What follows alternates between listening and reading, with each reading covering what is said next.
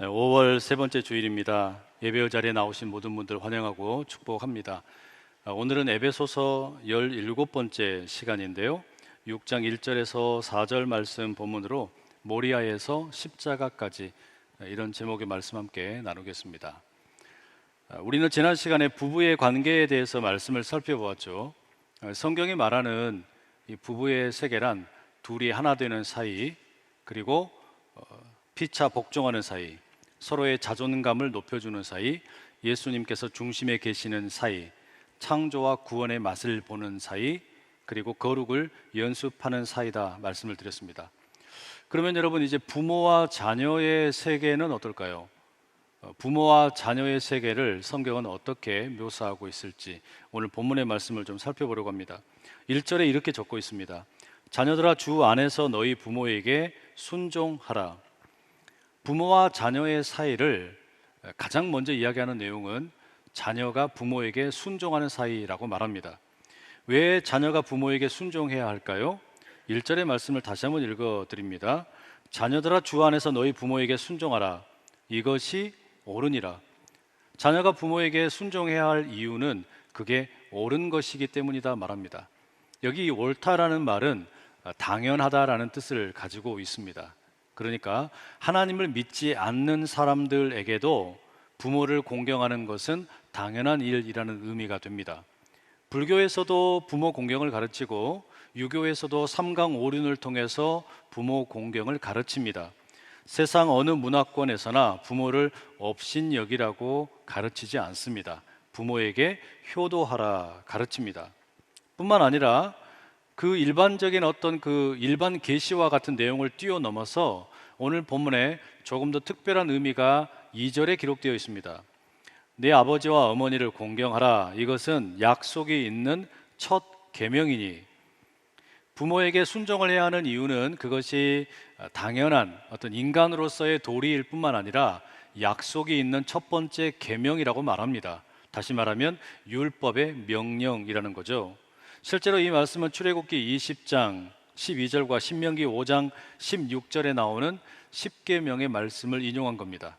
부모를 공경하라라는 것은 10계명 가운데 5번째 계명에 해당하는 것이죠. 그러니 부모님께 순종한다, 부모를 공경한다라고 하는 것은 이웃에 대한, 사람에 대한 예의일 뿐만 아니라 하나님과의 어떤 연관성을 갖습니다. 영적인 의미가 있다는 거예요. 유대인들의 십계명 해석을 보면 그런 점에서 조금 도움이 됩니다. 유대인들은 모세가 시내산에서 이 2개의 돌비를 가지고 내려올 때 한 면에 5개의 계명이 적혀 있고 또 다른 면에 5개의 계명이 적혀 있다라고 해석을 합니다. 그러면 5번째 계명, 부모를 공경하라라고 하는 것은 첫 번째 돌비에 새겨져 있는 것이 되겠죠. 그러니 부모를 공경하라라고 하는 것은 하나님과의 관계와 연결이 되어 있어요. 내 부모를 공경하는 것은 사람으로서의 어떤 당연한 도리일 뿐만 아니라 하나님과의 연관성 속에 있다는 이야기입니다. 이게 무슨 이야기겠습니까? 우리 모두는 갓난 어린아이 시절을 보냈습니다. 그 어린아이 시절에 보면 부모님은 그야말로 하나님의 대리자입니다. 하나님처럼 전능하신 분이 우리 아빠였고 우리 엄마였어요. 그러니 우리는 부모님을 보면서 하나님의 이미지를 만들어가게 됩니다. 때문에 부모를 공경한다라고 하는 것은 뒤집어 보면 하나님을 공경하는 것과 연결이 됩니다. 게다가 3절에 사도 바울이 이렇게 덧붙입니다. 이로써 네가 잘되고 땅에서 장수하리라. 부모를 공경하게 될 때 우리에게 뭔가 혜택이 있다는 겁니다. 이 땅에서 잘 될 뿐만 아니라 장수하게 된다는 거예요. 건강한 영양제 많이 먹고 음식 잘 먹어서 건강해지는 것도 복이지만 우리가 부모를 잘 섬기기만 해도 장수의 복을 누린답니다. 이건 역시 구약의 말씀을 인용한 것인데 신명기 5장 16절에 이렇게 적혀 있습니다. 너는 네 하나님 여호와께서 명령한 대로 네 부모를 공경하라. 그리하면 네 하나님 여호와가 네게 준 땅에서 네 생명이 길고 복을 누리리라. 명백하게 이 가르침이 뭡니까? 부모에게 공경을 하게 되면 우리가 이 땅에서 잘 될 뿐만 아니라 장수하게 된다는 거예요. 여러분, 오래 살고 싶으세요? 그러면 부모님을 공경하시면 돼요. 이 땅에서 잘 되고 싶으세요? 그러면 부모님께 효도하면 된다라는 겁니다. 우리 모든 믿음의 자녀들이 부모에게 공경할 수 있기를 간절히 축복합니다. 또 하나, 오늘 본문의 이 부모와 자녀의 세계 가운데 언급되고 있는 이 내용이 있어요. 4절의 내용입니다. 부모의 역할이에요. 또 아비들아 너희 자녀를 노엽게 하지 말고 오직 주의 교훈과 훈계로 양육하라. 이 말씀에 우리가 살펴보면 부모와 자녀의 관계라고 하는 것이 자녀가 부모를 공경하고 순종하는 것, 그게 한 면을 이루고, 또 하나는 뭡니까? 부모가 자녀를 사랑으로 양육하라라는 가르침이 됩니다. 그러니까 일방적으로 자녀에게만 희생하라는 이야기가 아니에요. 부모가 자녀를 또한 그렇게 사랑으로 양육하는 것이 필요하다는 겁니다. 4절의 말씀을 좀 자세히 보시면 바울이 부모에게 이렇게 권면을 합니다. 당신의 자녀를 노엽게 하지 마세요. 자녀들이 짜증나게 하지 마세요. 자녀들이 분노하게 하지 마세요. 이렇게 말합니다. 여러분, 그러면 우리의 자녀들이 경험적으로 볼 때 언제 짜증내고 언제 화를 내고 언제 분노합니까? 여러 가지 이유가 있겠지만 가정 안에서 특별히 부모와의 관계에서 보자면 부모가 나를 지나치게 억압하고 통제한다라고 느낄 때 그럴 겁니다. 통제라는 게 뭡니까? 내가 가지고 있는 힘으로 상대방을 억누르는 거예요. 부모라는 권위로 아이를 억누르고 부모의 힘으로 아이를 억누르는 거, 이게 통제 아닙니까? 그러니까 이와 같은 통제의 방식은 자녀가 어릴 때는 어느 정도 통할 수 있어요. 그때는 부모의 권위, 부모의 힘으로 아이를 억압하고 통제하는 것이 효과적일 수 있습니다. 하지만 자녀가 조금만 성장하게 되면 이와 같은 통제의 방식은 전혀 통하지를 않게 되죠. 중학교만 들어가도 아이들의 몸집이 커집니다. 부모보다 더 크게 돼요. 힘으로 제압할 수 없어요. 사춘기 자녀들은 더 이상 부모의 권위에 순종하지 않습니다. 부모가 부모라는 것으로 인해서 따르지 않는다는 이야기입니다. 때문에 권위와 힘의 방식으로 통제하는 것은 좋은 교육이 아니다, 양육이 아니다, 이런 이야기입니다. 그와 반대되는 것으로 바울이 추천하는 교육의 방법이 뭡니까? 주의 훈계와 교훈으로 양육하라고 말합니다. 이 주의 교훈과 훈계로 양육하는 게 뭘까? 종교개혁자 장 깔뱅은 그들을 다정하게 품어주고 상냥하게 다루는 것이다, 이렇게 적고 있습니다. 그러니까 달리 이야기하면 우리가 주의 교훈과 훈계로 우리의 자녀들을 양육한다라고 하는 것은 사랑으로 그들을 돌보는 겁니다. 안정된 사랑으로 그들에게 다가가는 거예요. 이런 양육의 방식은 당연히 통제의 방식과는 확연히 다르겠죠. 통제의 방식은 여러분 유통기한이 대단히 짧습니다. 아이들이 금방 그 통제의 방식으로부터는 벗어나려고 해요. 그리고 자녀들이 이제 성장을 하고서 뭔가 자기의 인생의 중요한 결정이나 뭔가 문제를 만났을 때 부모에게 묻지 않습니다. 내가 그렇게 억압을 당하고 또는 힘에 의해서 통제를 당했다고 느끼면 부모에게 어떤 영향력을 기대하지 않는다는 이야기예요. 반면에 주의 훈계와 교훈으로 사랑으로 양육된 자녀는 다르죠. 유통기한이 훨씬 깁니다. 부모님이 나를 위해서 사랑으로 헌신한 것을 알고 나를 위해서 기도한 것을 알기 때문에 자기 인생에 무언가 문제가 있고 어려움이 있게 되면 자연스럽게 부탁을 합니다. 기도 부탁을 하는 거예요. 조언을 부탁합니다. 어떻게 하면 좋겠는지 내게 가르쳐 달라고 도움을 구하는 겁니다. 그러니 여러분, 그 영향력이 훨씬 더 선하게 오래가게 되는 것이겠죠. 여러분, 그래서 이와 같은 내용을 종합을 해놓고 보면 이 부모와 자녀의 세계라고 하는 것은 양면을 갖고 있는 거죠. 자녀는 부모에 대해서 헌신하고 그리고 공경하는 게 필요하고, 부모는 자녀에 대해서 안정된 사랑을 공급해 주는 게 필요하다라는 겁니다. 그런데 여러분, 사실 이와 같은 성경의 말씀은 오늘 우리에게 그렇게 썩 와닿지가 않아요. 이게 너무 이상적인 것처럼 들려요. 사실상 우리 가정들을 들여다보면 예배를 드리기 위해서 이 자리에 앉아 있고 또 주님의 어떤 영광을 찬양하고 우리가 기도를 드리지만 중보기도 제목을 이렇게 놓고 볼 때마다 제가 느끼는 게 있어요. 가정들이 다 아프구나. 부부 사이가 힘들구나. 지난 주일날 부부에 대한 설교를 드렸더니 아멘 소리가 별로 없더라고요. 부모와 자녀에 대한 이야기도 아멘 소리가 별로 나오지 않습니다. 가정이 힘들어요. 자녀 때문에 속앓이하는 부모들이 얼마나 많습니까? 부모 때문에 힘겨워하는 자녀들이 얼마나 많은지 몰라요. 내 앞길을 부모가 가로막고 있다고 한탄하는 분들도 꽤 많습니다. 그런 분들에게 부모에게 순종하라, 자녀를 사랑으로 양육하라, 이런 말씀은 너무나 이상적으로 들린다는 말이에요. 예를 들면 자녀인 나는 예수님을 영접하고 주일이면 예배를 드리러 갑니다. 그런데 우리 부모님은 예수님을 믿지 않아요. 절에 가신단 말이에요. 괜찮아요. 그런데 거기에서 더 나가가지고 내가 예배 드리러 가는 것마저도 통제하고 억압을 합니다. 어떻게 할까요? 순종해야 합니까? 부모의 경우도 마찬가지입니다. 내가 그렇게 사랑을 퍼부어주고 양육하고 돌보았는데 자녀가 전혀 변하지 않는 경우들이 있어요.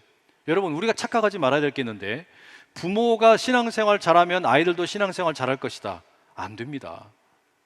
부모가 뭐 선교사로 나가면 아이들이 복을 받을 것이다. 아니에요. 부모가 목회를 하면 아이들이 잘 될 것이다. 다 그런 건 아니에요. 한 사람의 자녀가, 그 인격체가 성장을 해 가는데 어떤 식으로 삶을 살아갈지 참 알 수가 없어요. 그래서 부모가 고민되는 거 아닙니까? 내가 성경을 따라서 그렇게 신앙으로 따라서 가르치고 사랑을 부어주고 인내하고 돌보는데 안 되는 거예요. 탕자처럼 허랑방탕하게 삽니다. 맨날 술에 취해 있습니다. 영적으로 하나님을 떠나 있어요. 못된 짓만 골라서 합니다. 그리고서는 이제는 독립을 하겠다고 탕자처럼 유산을 달라고 합니다. 그런데도 나눠줘야 됩니까?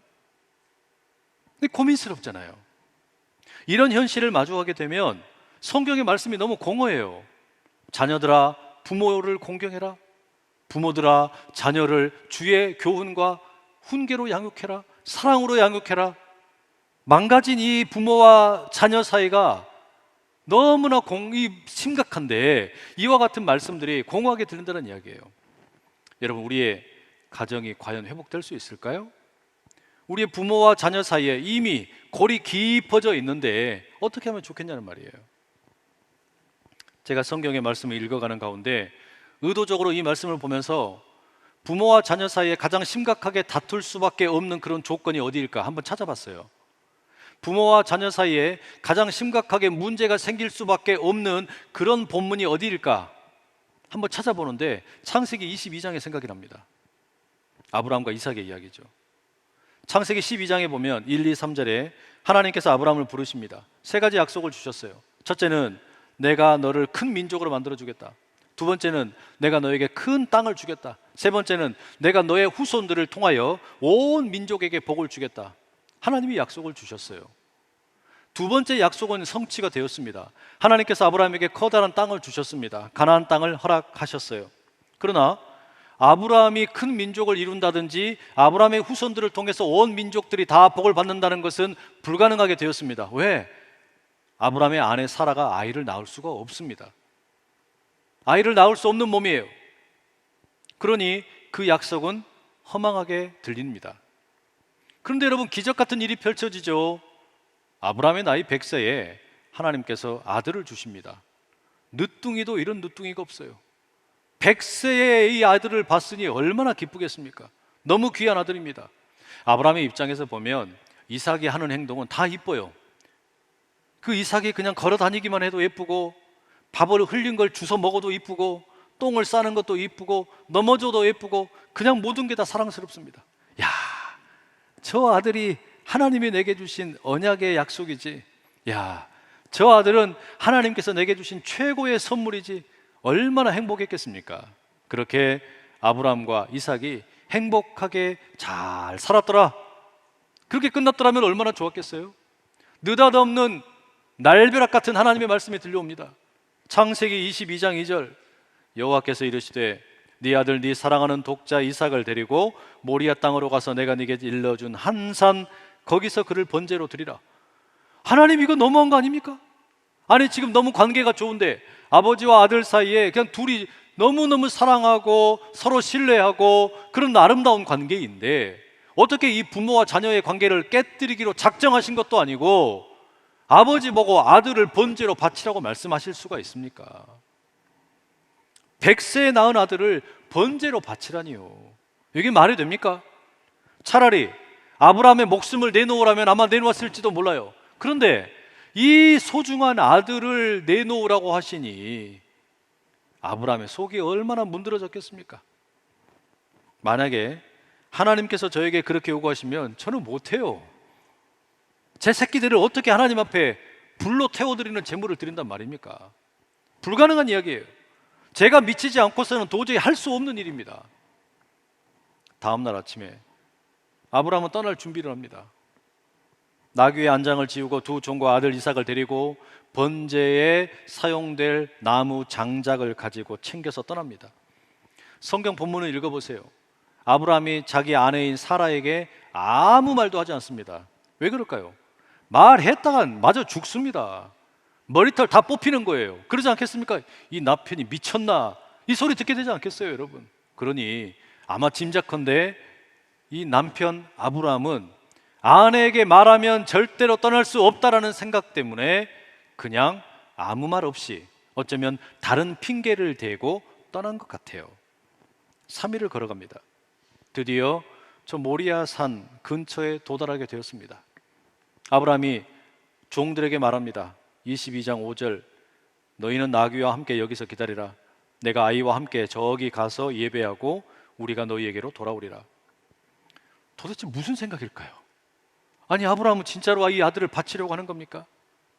이삭을 정말로 죽이려고 하는 겁니까? 그는 불을 들고 칼을 들고 이삭을 대동한 채로, 이삭에게 장작을 지운 채로 모리아산을 함께 올라갑니다. 아들 이삭이 보기에 아버지의 행동이 영 이상합니다. 무언가 어떤 밤 이후로 아버지의 행동이 이상한 거예요. 갑자기 예배를 드리러 가자 그러면서 두 종을 데리고 떠나지를 않나? 이제는 번제할 양도 없이 자기에게는 나무를 지우고 산으로 올라가자고 합니다. 너무 궁금해서 묻습니다. 아버지, 번제에 사용할 그 양은 어디 있습니까? 아브라함이 대답을 못해요.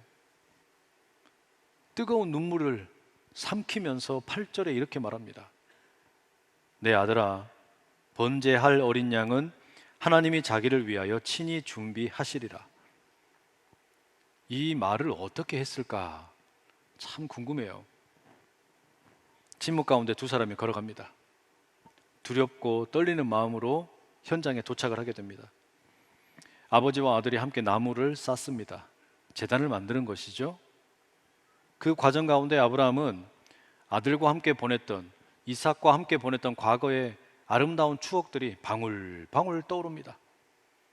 저 아들이 처음 응애하고 태어나던 날, 이삭이 나를 보고 처음으로 아빠라고 부르던 날, 이삭이 기어다니다가 걷게 되던 날, 달려가다가 넘어져서 무릎을 다친 날, 함께 아파하는 어린 양을 품고서 밤을 지새웠던 날, 이삭의 손을 잡고 밤하늘에 반짝이는 별을 보면서 하나님을 찬양했던 날, 수많은 추억들이 떠오릅니다. 그런데 이제는 그 추억이 다 끝났어요. 준비를 끝냅니다. 아브라함이 이삭에게 말합니다. 이삭아, 너는 하나님께서 내게 주신 선물이다. 나는 너를 너무너무 사랑한다. 너는 나에게 전부다. 그런데 하나님께서 너를 원하신다. 하나님께서 너를 번제로 바치라고 말씀하신다. 네가 번제물이 되어야 하겠다. 여러분, 이삭이 어떻게 반응합니까? 아버지 미치셨어? 노망 드셨어? 어디 치매 걸리셨어? 이렇게 하지 않아요. 눈물을 뚝뚝 흘리면서 자기 스스로 손을 묶습니다. 발을 묶어요.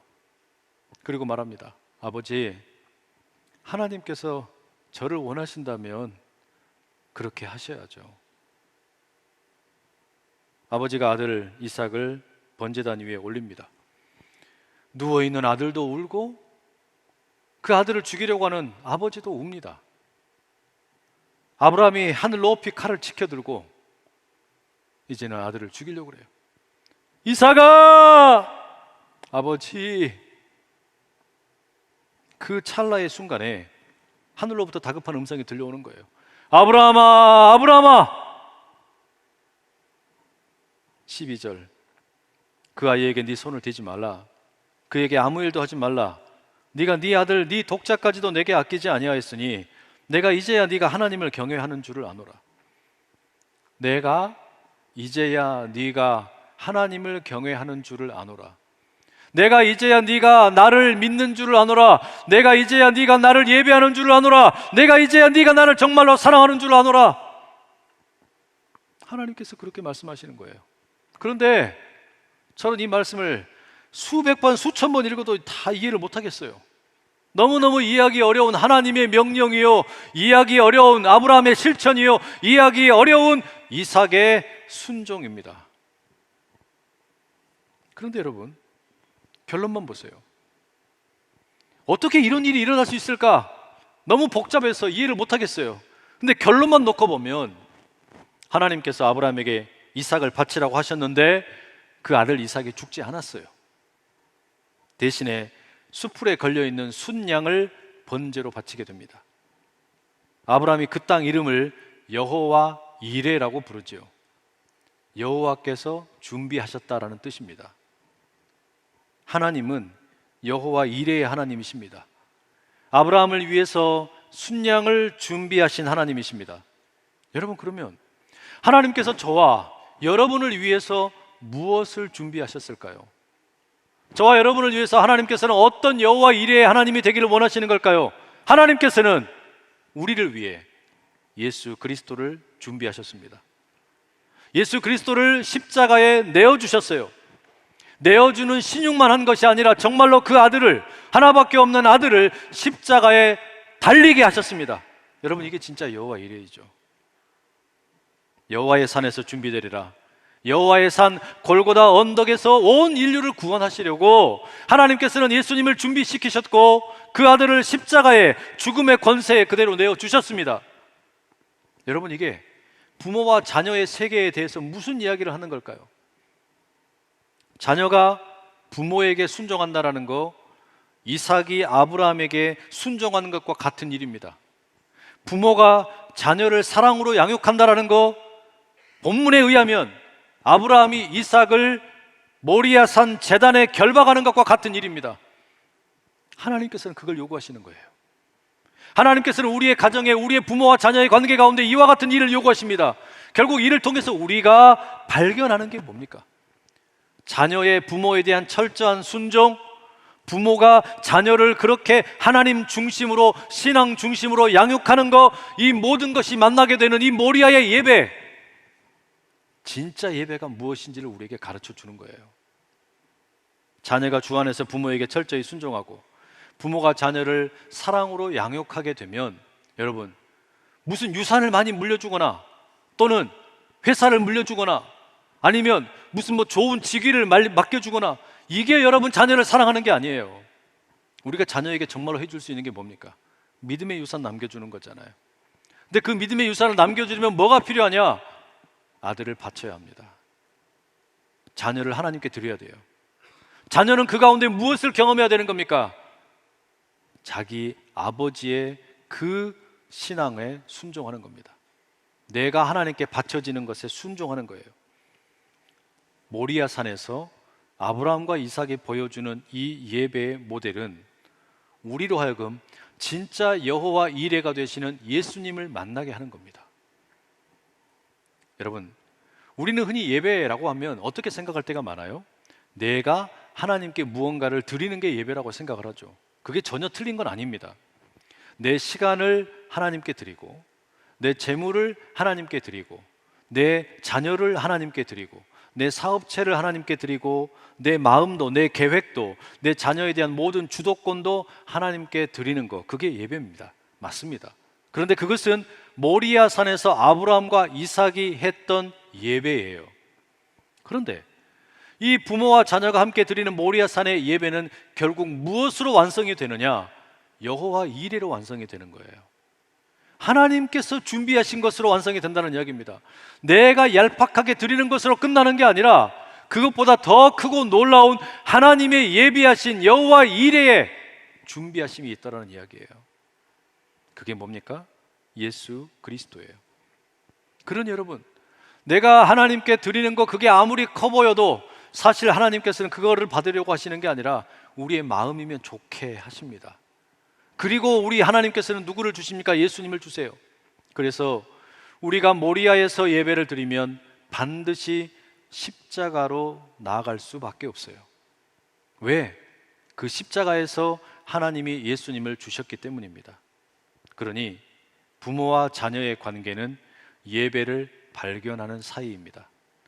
소중한 자녀를 하나님께 바치고 존귀하신 부모님의 뜻을 따라 순종하게 될 때 우리는 모리아의 예배를 드리게 되고, 그 모리아의 예배는 여호와의 일에 십자가를 떠오르게 만든다는 이야기입니다. 바라기는 우리의 모든 가정들 가운데 이와 같은 모리아의 예배를 드리게 되고, 그 모리아의 예배를 드림으로 인하여 십자가를 만나는 복된 부모와 자녀가 될 수 있기를 축복합니다.